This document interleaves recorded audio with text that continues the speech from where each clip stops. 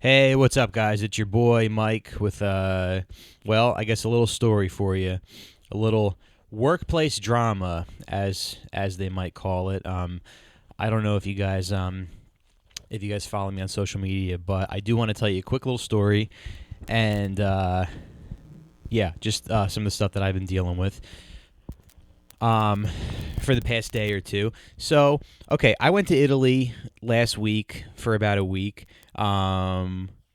Had a good time, and then I came back, and I'm like, all right, time to get back in the groove. I sent in my avails for the moving company that I work for, and I, a lot as you know, I work part time as a mover. You got to stay on your hustle, stay on your grind, get that paper, And I've been moving for a long time, and I like it. I like the nature of the job. I like that it's flexible. I like the guys that I work with. I like the freedom that I get from the job, and I went back and I did a shift. Oliver, what? God damn it! Here, come on, come here, up, up, up, up. All right, I knocked a few back earlier because I was a little. My boss had me tight, as they say. Anyway, so yeah, as you know, moving, okay? It's one of those jobs where some days you work, it's super easy, you get a nice little paycheck, and then some days you're out for like the longest shift I ever worked, I think, was 24 hours. Drove to Boston and back in one day with a truck that kept breaking down. And it was tough. It was a nightmare. It was a rough day. Made about $700 for that day of work. So this is just kind of like the nature of the job. It's transient. You know, you sorry, my brother's texting me. It's transient. You take the work when it comes in. It's erratic. It's unpredictable. But there's certain times that you can usually count on for when the money's going to come in. Okay, so I put in my avails, and now it's winter, right? So it's very slow. I put in my avails for I'm like put me on the schedule Wednesday to Sunday, which is um, how it usually works. And I get a text 2 days ago from a guy, and he says, "Hey, we got a gig tomorrow. Let's meet at the job." The job is Upper East Side to Long Island City. Okay, so I take the truck in. Takes me a long time to get into the city. I guess that's not important, but that's the part of the job I hate the most, sitting in all the traffic. But we do this job in about 2 hours, and we get it done. And I tell we get the job done. We're in Long Island City, and we're right near the place where we're right near the shop where we get our tires fixed. So I get on a group chat with the guy who's the owner of the company and the guy who's the vehicle manager, and I'm like, I go, "Hey, I'm in T3. That's the truck." I go, "Hey, I'm in T3 near Long Island City. Do you want me to take it to get the tires checked out?" Justin, the truck manager, gets back to me, and he says, "Yeah, that truck should be good. The tires were checked out about a month ago, but if it seems suspect, take it in." He goes, "How's it running?" I said, "The truck's running okay." So I just went home, and I took my time getting home. I stopped and got lunch. Went back parked the truck, got in my car, got home. I guess it did take me about 2 hours to get home. And okay, whatever, dude. Whatever, buddy.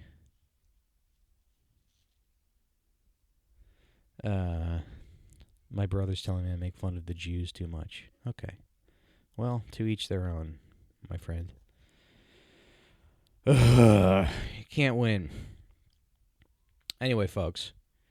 Okay, so I get a text from my boss, right? The owner of the company, And let me see. I mean, you guys might have seen this on social media. I don't know. Wait, where is it?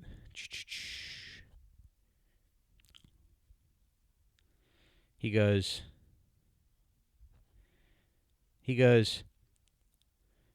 Mike Racine, please check the pressure on all of the tires on T3. And yes, stop by Metro Tire if you are close by. Then text Justin and I afterwards.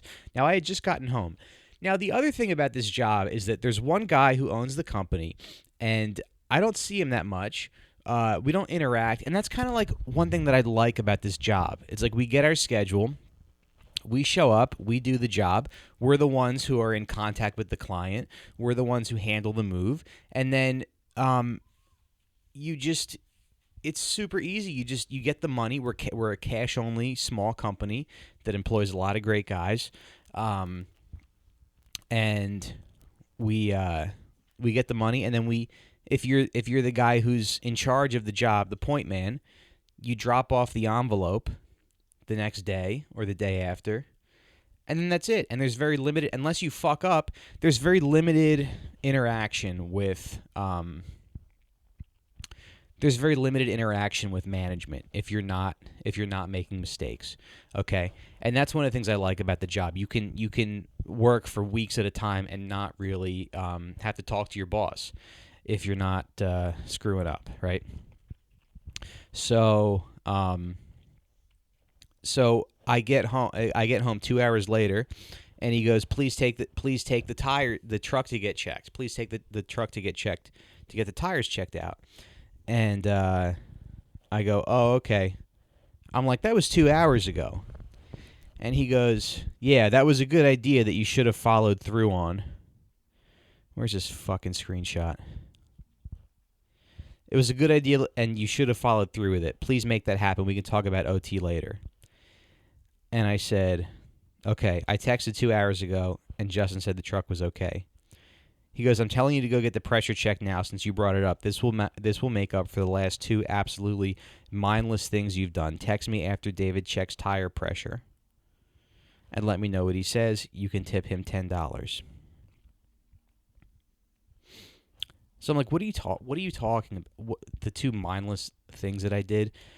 First of all, this is a tough job. We work long hours. Everybody makes mistakes. I said, what mindless things? He goes, get the tires checked at Metro or take the winter off. Got it? And I said, I just said this isn't how I let people speak to me. Sorry. And then he goes, congratulations. You're off the roster until April. And I said, okay, smell you later. And I was a little bummed about that because I felt like he was being a little unfair. But to his credit, he's also a guy who has been relatively fair in the past, okay? And he's not that hard to deal with, right? So there's been instances in the past where it's like he's been a little shitty or a little disrespectful, and I just kind of take it on the chin because I have to, because as long as the shit gets resolved and it's not like egregiously abusive, I just kind of take it. And that's what a lot of guys do too. And that's just kind of the understanding. And that's just kind of how we operate. All right. But I was a little tight about this, as they say, because he basically fired me for the winter. Now, winter is pretty slow, and it's a tough time to be working. I remember last winter not making a ton of money, being sort of desperate for work, and now we recently moved to a different place.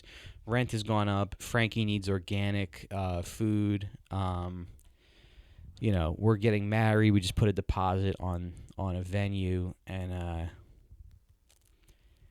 it was this weird thing where I was like, okay, fine, I guess I don't have this job anymore, and I guess it'll just force me, it'll just light a fire under my ass. It'll take my safety net away to find something else, but it just really didn't sit right with me, and it just bummed me out.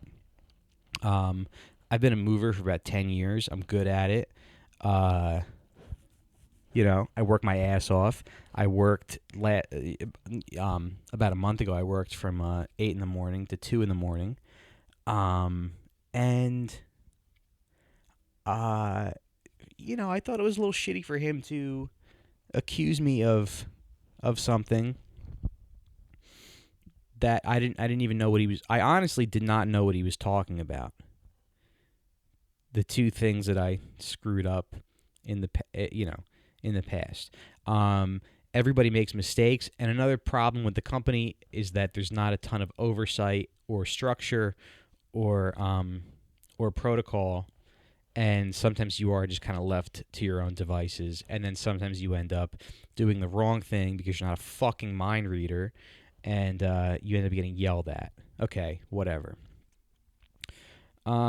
So his text really just didn't sit right with me.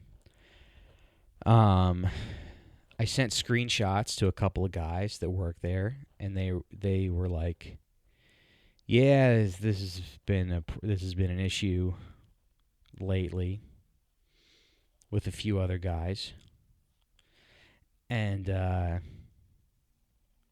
at that point, I just kind of felt like I had no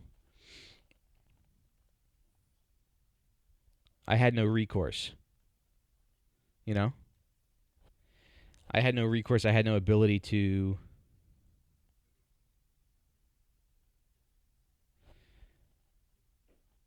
I had no. I felt like I had nothing to lose. I felt like I was terminated unfairly, and so I posted the screenshots of our conversation on Facebook and Twitter, and because I thought he was being a real prick, and I'm not a fucking punk, okay? And also, this does kind of remind me of like when you see like Nicky Scarfo in Philly, and so when bosses start to like lose it and they start killing people indiscriminately, it's like it reminded me of that situation where you're like, okay, well, it's him or me, right? So I was just like,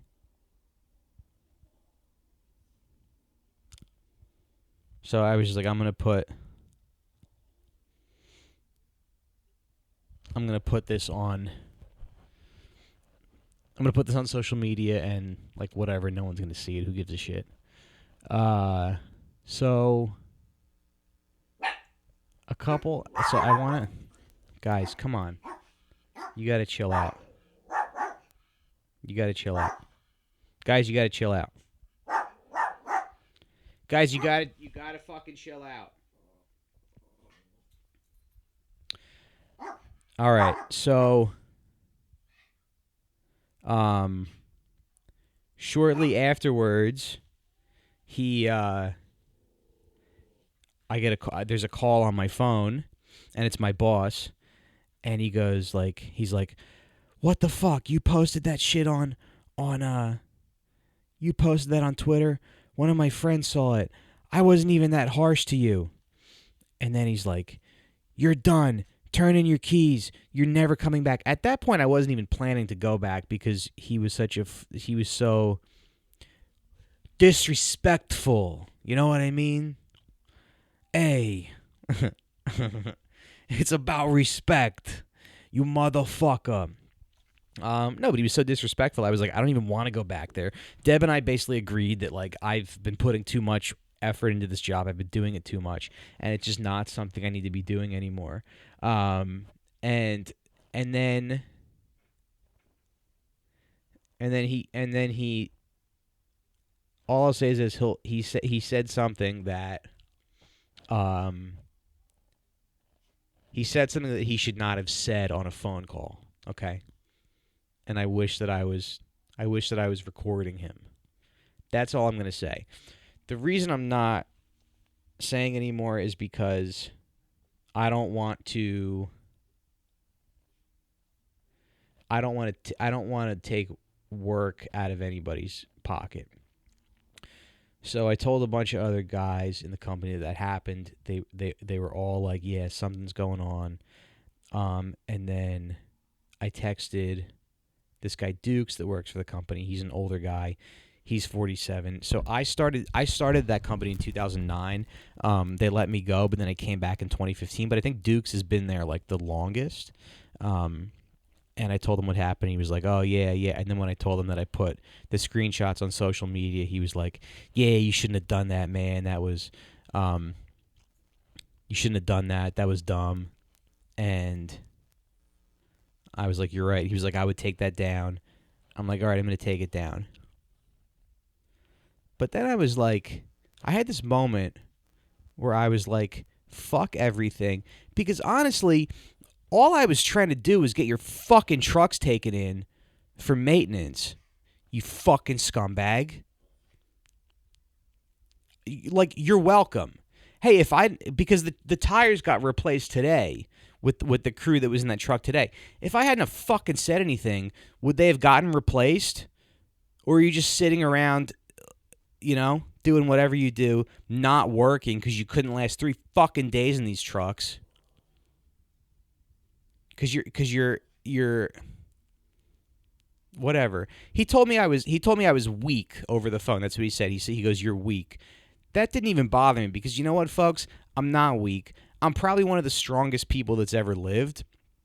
I just don't let others take advantage of me. And I'm not going to be pushed around, all right? So suck my fucking dick.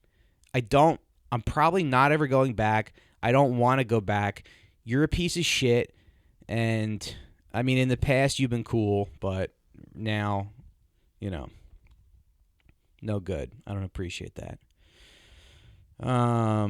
So Dukes tells me to take the post down. And Dukes is a guy who, like, he's somebody that you listen to. He's someone that, nobody's perfect, but I have a lot of respect for this guy. I like working with him. He's a good dude. He has your back. He's older. He's 47. He's old school, and I trust him. And what he basically said was, he was like, "Don't worry, everybody's got your back. Guys have done a lot of worse shit than this. You're not going to get fired." At this point, I don't care if I'm going to get fired, but whatever. Okay? And then okay, long story short,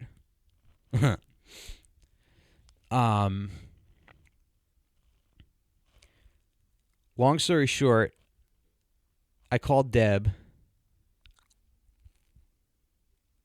and I was like, should I keep, I basically asked her if I should continue to escalate the situation. And this is why I love Deb. She was like, "No, it's done. Put it behind you. You don't work there anymore. You're not a mover. You're a comedian / podcaster." And you know what? She's right. And she's my fucking ride or die baby. And I appreciate that. I appreciate her being there for me. She's a good egg. She's a good woman. This reminds me of, I've been watching Vice Principals with Danny McBride. And there's a scene where the principal, she's having a bad series of events in her life, and she gives this speech to the school, and she's like, spoiler alert. She's like, "Recently, my house was burned down, and my car was vandalized." But she gives this speech, and she's like, "We gotta rise up." And that's what you have to do, even when there's a Yorkie who's terrorizing you. Oliver, please stop. Even when there's a Yorkie who's absolutely terrorizing you and refuses to let up, you just can't let him get to you. All right, look, he's in my lap now. Right, folks? We gotta rise up. We gotta beat the odds. We gotta get back on the horse. We gotta trust. We gotta trust the Lord. We gotta trust Allah that everything will be okay. God presents us with these struggles because it makes us interesting, and it makes us human, and it makes us whatever. And oh my God, Oliver, stop barking. And we just gotta fight through it. But I'll tell you what, one of the hardest things in my life has been figuring out just like how to let shit go. And it's not easy. It's definitely one of those things that's like easier said than done. People go, "Oh, let it go." When someone wrongs you, you're so it's like it's consuming, you know? When someone cuts you in line, or when somebody steals money from you, or like shorts you, or doesn't pay you for your work, or when you're fucked with, that's a thing that a lot of us deal with in life. You know, we get fucked with, and life just fucks with us. And I it's hard to people. You know, you hear from people like, you gotta let it go, and you're just like, I don't want to let it go. This guy yelled at me for no reason because I was walking my dog. This guy yelled at me on the street. This guy honked his horn at me because he thought I was driving too slow. And you just want to pull up next to him and be like, well, you're a fucking pussy. You're like, what's up, bitch? You want to like Mike Tyson him. Remember when Mike Tyson was like, hey, you scared of the real man, you punk-ass white boy? And it's one of the challenges in life, folks. Is this a sermon? I don't know. But you got to figure out how to deal with it. You got to find a way to let shit go, because I think that's the most empowering thing. You know, revenge sucks. Revenge makes you feel empty. Revenge is not satisfying. But to actually be like, all right, it's not easy. And it's not always something that you can do alone, right? It's not always something that you can just wipe away. But you have to try, you know? I forgive Alex. He's got a lot of stuff going on. He's busy. He's stressed out. He's overworked. He's got a lot of shit on his plate. And in the past, he's been good. I don't know if we'll ever repair our relationship. Maybe we'll, maybe we won't. But you gotta just let it go. And talking to Deb about that really helped, you know, because she was just like, "This isn't who you are. Let it go. Put it behind you." And you know, it just feels really good to have somebody in my life who is with me, and you know, maybe I won't have to work for a few days, folks. You know what I mean?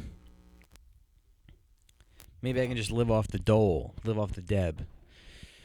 No, but yeah, the only kind of scary thing about this is thinking about how I'm going to make money. So here's the thing.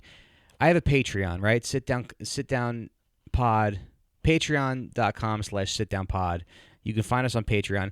If you guys can find it in your heart, if you can spare whatever it is, $5, $10, $1, whatever, you can easily cancel your membership. You can just donate for a month or two, just so I can kind of get back on my feet. And then I don't really like I don't like when people give their Venmo out, but my Venmo is Michael-Racine-2. If you want to throw me a couple bucks, just to ease the transition, so I can pay my rent this month and have a Thanksgiving. If you know of any work